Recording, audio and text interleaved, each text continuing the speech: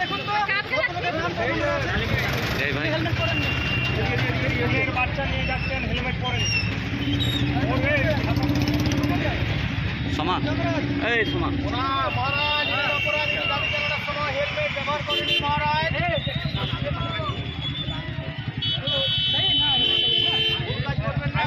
Helmet ব্যবহার করবেন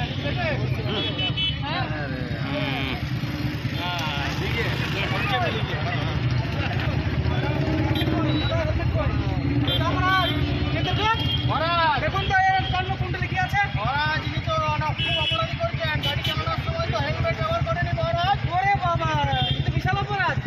দাদা হেলমেট পরবেন ঠিক আছে আমাদের জন্য নয় গাড়ি চালানো নিজের জন্য নিজের ফ্যামিলির জন্য সেফটি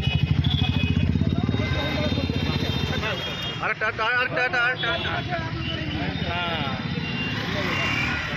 দাদা লেখো বেটি গাড়ি হেলমেট এসে মারবে তখন বেটি গাড়ি বলে কি ওইটা বাঁচাবে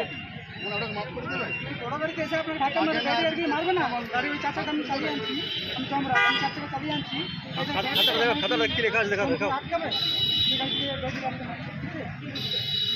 দাদা এই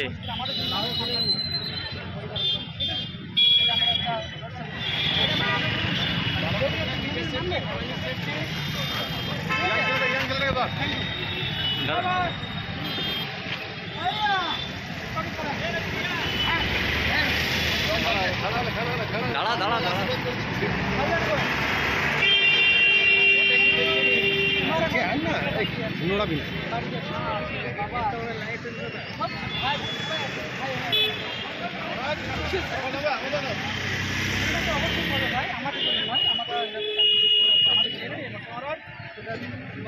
জনকুণ্ডটা অবশ্যই দেখতে হবে মহারাজ এনার তো খুব বড় অপরাধ হেলমেট ব্যবহার করেনি হেলমেট ব্যবহার করেনি কত নম্বরের নামটা আছে নাম তো এই তো খুব এখন বয়স খুব কম ও কেটে দেন বাদ দেন ও পরে নেবো নামটা আমি চেঞ্জ করে দিচ্ছি যেটা বলছি আমার জন্য আপনার পরিবার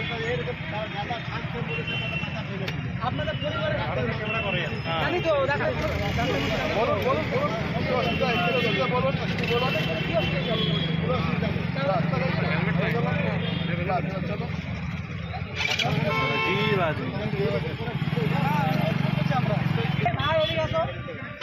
বয়স কত ছেলে 18 বছর 17 বছর জানো এই ওই ধারে যা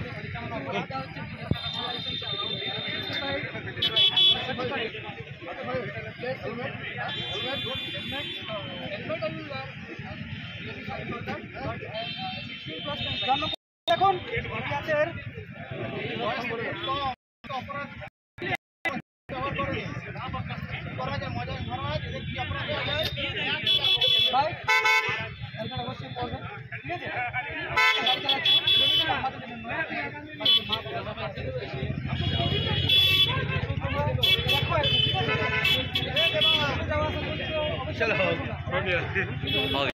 অনুষ্ঠান আজকে হয়েছে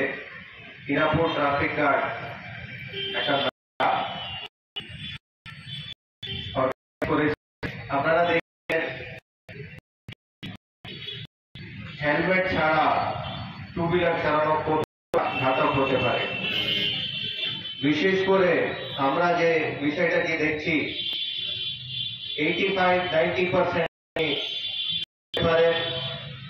যদি অ্যাক্সিডেন্ট হয় টু হুইলারে হেলমেট না থাকলে আর হেলমেটের যে স্ট্র্যাপ আছে ওটা বেঁধে না থাকলে মানুষ বাঁচে না। এটা আমরা সবসময় দেখছি। ট্রাফিক পুলিশ হিসেবে আমরা রোডের উপরে দাঁড়িয়ে থাকি, অ্যাক্সিডেন্টগুলোকে প্রথমে আমরাই দেখি, আর অ্যাক্সিডেন্ট হলে আমাদের অফিসার স্টাফ ওনারা ফার্স্ট রেসপন্ডার হিসেবে অ্যাক্সিডেন্ট স্পটের কাছে যান আর ওখানে যে পথ দুর্ঘটনার ভিকটিম আছে ওকে তুলে হসপিটাল নিয়ে যান।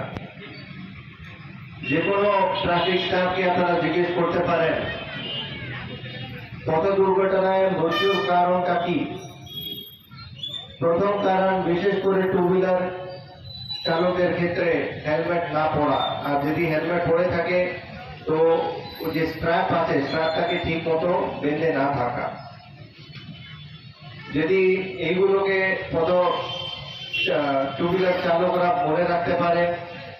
তো অনেকটাই দুর্ঘটনা থেকে, আর একটা জিনিস, দুর্ঘটনা হয়ে যাওয়ার পর যদি বেঁচেও যায়, আমরা অনেক সময় দেখেছি ও ভেজিটেটিভ স্টেট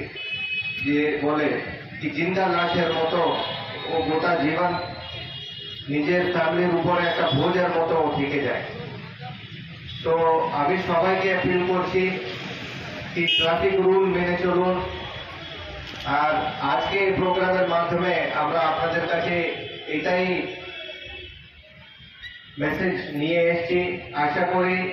সবাই ট্রাফিক রুল মেনে চলবেন। আর এই